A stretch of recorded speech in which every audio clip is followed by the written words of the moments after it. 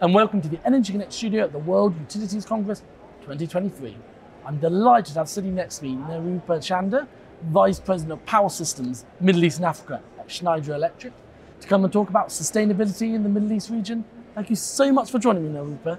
Thank you very much for having me here. Now, to start off, could you shed some light on the importance of collaboration between the private and public sector in the sphere of sustainability? Yeah, certainly us at Schneider Electric believe that public-private partnership is vital to progress. And here in the Middle East, we already have several examples of such collaborations. Just to name a few, we've recently announced a partnership with an Arab development company to set up manufacturing of energy management solutions, which will serve the grid and also the energies and chemical sector here. What Schneider brings is the technology and the innovation and the expertise, and where the public role is to bring in investment and definitely the policy and regulatory frameworks to enable it. Interesting, and you just mentioned smart grids. I want to get your viewpoints, why are smart and digital grids going to be so important for the future of energy? Yeah.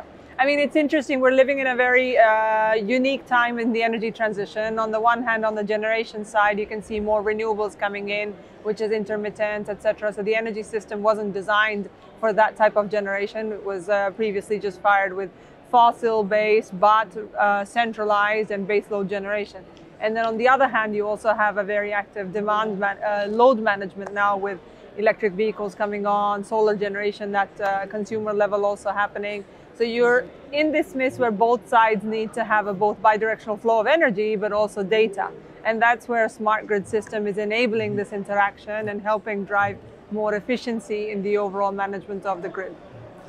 And here in the Middle East, in Abu Dhabi for the World Utilities Congress, how is Borden working with the government, and how is Schneider Electric working with governments? Yeah, I mean, firstly, this morning we heard from the minister speaking here as well that it starts firstly from the policy and framework and the countries having their net zero ambitions and strategies clearly in place. Technology providers are looking for that leadership from countries to take on, where we can then come in and supply our solutions and our capabilities to help reach these net zero targets. How is Schneider Electric contributing to the UN's SDGs in the lead up to COP28, which is happening in the UAE at the end of the year? Yes, firstly, very excited about the COP28 happening in the Middle East this year.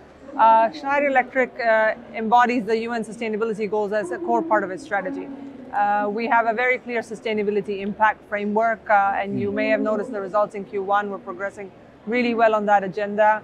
With our technology and solutions, we're extremely passionate to help our customers reduce their carbon footprint with solutions around SF6-free switchgear or digital solutions that are enabling reducing the consumption of electricity in their systems.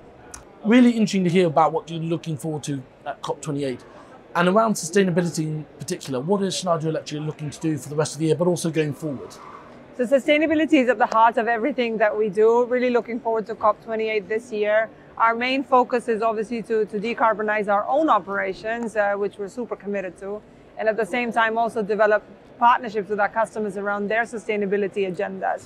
And in that respect, we're continuing to build our competencies in our region to help serve our customers, right from the large and mega players that we have in the region to the small and medium enterprises. That's our key goal for the year, is to continue to drive this agenda in the region. Really interesting to hear what you're doing about sustainability in the region. And in particular, are you looking at the sort of empowering young leaders or young people in this area? Certainly, the youth is what's going to help us deliver the sustainable future. And at Schneider Electric, we're quite proud of also being ranked one of the top places to work in the Middle East.